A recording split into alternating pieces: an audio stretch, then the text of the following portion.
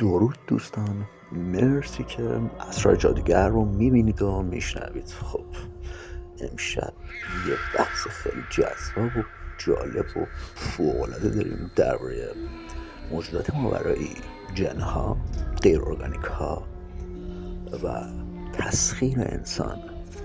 چرا اینها وجود دارند؟ آیا وجود دارند و چرا با ما انسان ها کار دارند؟ جن زدگی یعنی چی؟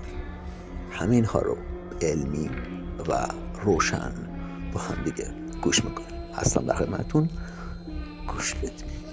خب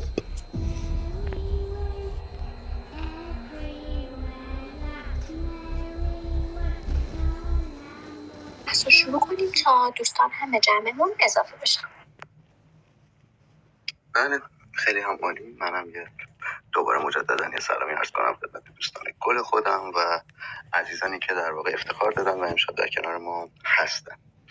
ببینید، در خصوص این موضوع تایتل من اول بگم کسانی هستند که به وجود موجودات ماورایی از گذشته تا به حال ورشد باور داشتن و باور دارند، اما هیچ کس و در واقع شاید بگم اون شخصی که باید اونقدر باور داشته باشه که بخواد بتونه همه چیزهایی در واقع ویژگی‌های اونها رو بخواد در واقع برای شما توضیح بده و در واقع دقیقاً به شما دونه به دونه اون رو بخواد اسکن بکنه و بگه در واقع این هستش، به این شکل، غذاش اینه، خونش اینجاست، چنین شخصی وجود نداره. یا اگر هم وجود داره چنین اطلاعاتی رو در واقع با ما به اشتراک نمیگذارند و نمیگذاشتند. در طول تاریخ من ندیدم کتابی نیستش که انقدر بخواد باز در واقع توضیح بده. چرا؟ چون بخاطر اینکه در واقع خود اونها نمیخوان که این اتفاق بیفته.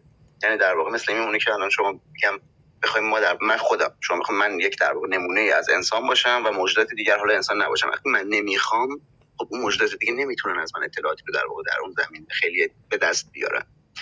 و برای اینکه بخوایم در واقع به شکل اینها رو درک بکنیم، شاید من نیاز دارم که بخوام همه اونها رو به شما نشون بدم و در واقع تا زمانی که شما در واقع نبینیدش شاید باورش نکنید، یا اینکه نیاز هستش بعضی اوقات من آثار اون رو به شما نشون بدم که اون هم بازم در واقع جور در نمیاد، چون خودشون نمیخوان که بخواید تو در واقع بتونی آثارشون رو به این راحتی به همه دوستان به همه نشون بدی.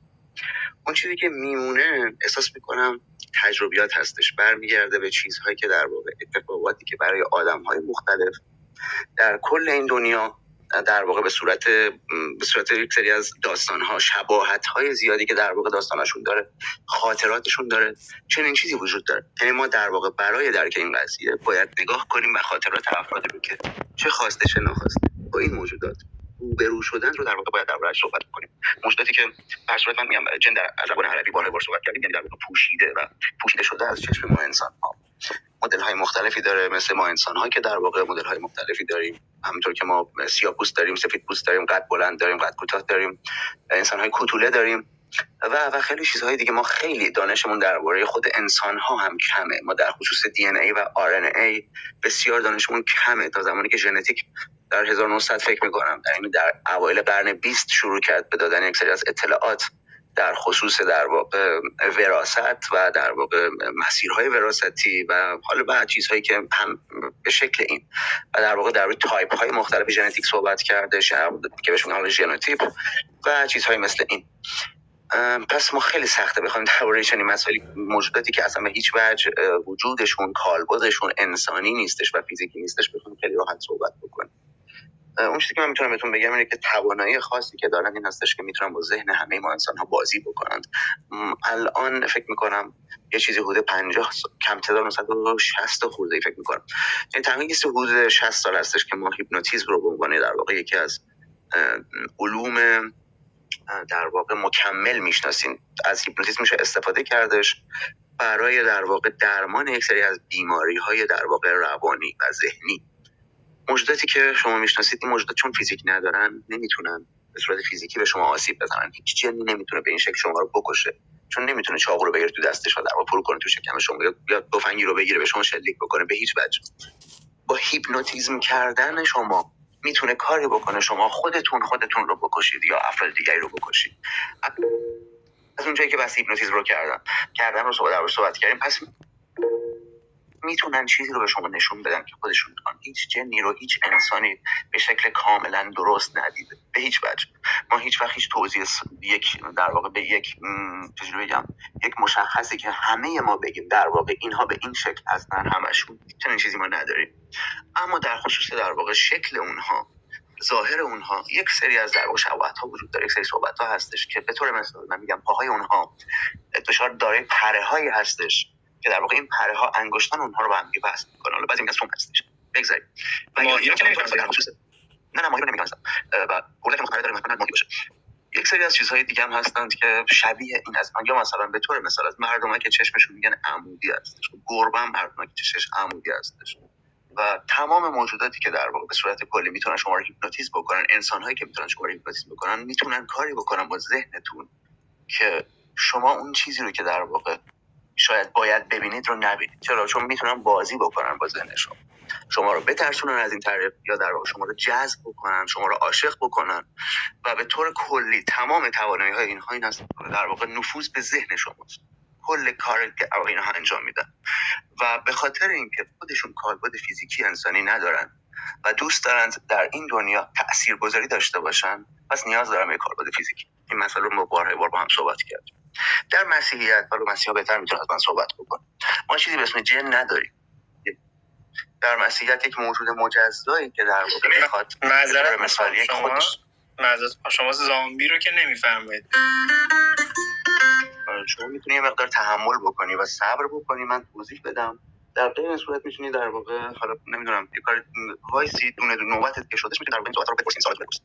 و اینکه من چیزی زامبی رو در واقع نمیشناسم، من شخصا میشناسم یه ذره تخیلات هستش. ولی صحبتی داریم می‌کنیم در خصوصش از فکر می‌کنم چیزی که الان هستش، از 2000 تا الان کتابی وجود دارن در واقع طبق نام گریمویرز.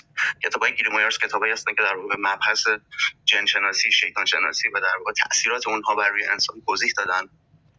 ولی من کتابی رو ندیدم که در خصوص یک موجود خاص به شکل اسم زامبی در واقع وجود داشته باشه. سری تخیلات هستش و اون چیزی هم که در واقع باعث میشه ما فکر کنیم خیلی از اینها در تخیلاتمون هستش، باز هم در واقع من احساس میکنم خواسته خود این موجودات هستش و در واقع خودشون میخوان ما این گونه فکر کنیم که باورش نکنیم، در واقع نشناسیمش، کمتر ازشون اطلاعات داشته باشیم. در تمام کتب مذهبی هست.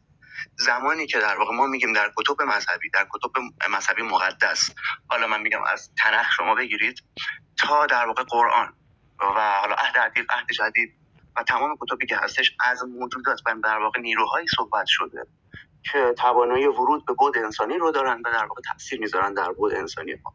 حالا بیشتر یهودیان و مسیحا هستش، حالا دوستان دیگه میتونن بیشتر توضیح بدن. به صورت در واقع مجرد ما بگیم موجودات دیگری هستن به جز در واقع انسان ها که این کارو میکنن، در واقعش صحبت نکرد. من عضو میخوام وسط صحبتتون مزاحم شدم. خواستم که قرآن توی کدوم قسمتش در مورد جن اینا صحبت شده؟ اگه میشه یه رفرنس بدید ممنون میشم. آره اصلا بجز خود سوره جن که فکر میکنم تعدادش حالا یادم رفته چندین بار، حالا فکر کنم بیش از 100 بار هستش در کل قرآن و بجز این بارهای بار جن و انس رو در واقع در کنار هم آورده، یعنی در واقع از دو نوع موجودیت صحبت کرده. و اینکه اینو میتونید در واقع میگم من حالا قرآن شناس نیستم، در کارشناس قرآنم نیستم، اما شما میتونید با یک سرچ خیلی ساده در گوگل تعداد دفعاتی که در واقع کلمه جن در قرآن اومده و در واقع صحبتایی که ازش کرده، به طور مثال از آتش ساخته شده و اینکه چه کارهایی انجام میده، پیامبران ما در واقع پیامبران اونها هم بودند و به عنوان یک موجود در واقع مجزا از انسان در واقع صحبت شده. اما در مسیحیت بیشتر ما صحبت ارواح خبیث رو داریم و توضیحی که در واقع دانشمندان مسیحی در این خصوص که متافیزیک رو در واقع مطالعه کردن، اونها میگن در واقع خیلی از این ارواحی که در واقع انسان‌هایی که فوت شدن و روحشون بنا به دلایلی بر روی زمین باقی مونده و یا این که در واقع حالا برای انتقام هستش، برای هر مورد دیگه و وارد این چرخه در واقع تناسخ روح کمال نشدن، یعنی نرفتن سطح بعدی، دوست دارن به خاطر اتفاقاتی که در واقع براشون افتاده. این سطح‌بندی‌اش چجوریه آقای رامود جوان؟ این گفتی نرفتن سطح بعدی؟ رامود جوان نیستم عزیز، من نمیدونم چرا نه تربیتش رو دارید نه شعورش رو دارید. یا بخاطر در اتاق خیلی ساده بخاطر بمونید و صحبت بکنید زمانی که نوبتتون شدش. من متأسفم. زمانی که شما در واقع وجود در واقع کاربرد فیزیکی خودتون رو از دست دادید و در واقع شخص فوت کرده و هنوز وابستگی‌هایی داره به این در واقع بعد مادی و میخواد تاثیرگذاری داشته باشه، دوست داره هنوز یک سری از در واقع کارها رو انجام بده، حالا به هر شکلی دوست داره انتقام بگیره، دوست داره در واقع بتونه کمک بکنه، اون زمان هستش که نیاز داره بخواد در واقع یک کالبد فیزیکی رو داشته باشه و حالا اون میتونه در واقع از طریق فرستادن پالس‌های الکترومغناطیسی بر روی ذهن شما در واقع تاثیرش رو بذاره و ما بهش در واقع میگیم جن‌زدگی، حالا تسخیر بعدش جن‌زدگی. این نوع در واقع ارواح هم در واقع ما حالا به عنوان موجودات غیر ارگانیک نوع B بهشون میگیم. نوع A موجودات در واقع مجزایی هستن مثل خود همون جنیان که عرض کردم. نوع B موجود در واقع موجودات غیر ارگانیکه که در واقع یک زمانی انسان بودند، اینها هستند. و نوع C خطرناکتر از نوع A در واقع 1 و 2 هستند که در واقع اون شامل چیزهایی هست به اسم حالا ما بهش میگیم شیاطین، آرکانجلز و در واقع اصلا می‌کنم فالن انجلز و حالا موجوداتی مثل این، یعنی در واقع فرشتگان رانده شده، اهریمن‌ها، شیاطین و موجودات قدرتمندتر که خودشون توانایی ورود به سطح انسانی رو ندارن ولی میتونن خدام خودشون رو، خدمتکاران خودشون رو بفرستن در واقع در بعد ما و از این شکل دنبال بکنن. خودشون هم هر از گاهی شاید بتونن یک سری تاثیرات مستقیم داشته باشن، ولی میگم این موضوعی هستش که حالا سخت در موردش صحبت کردن. در ادامه همین مسائل رو باز میکنیم.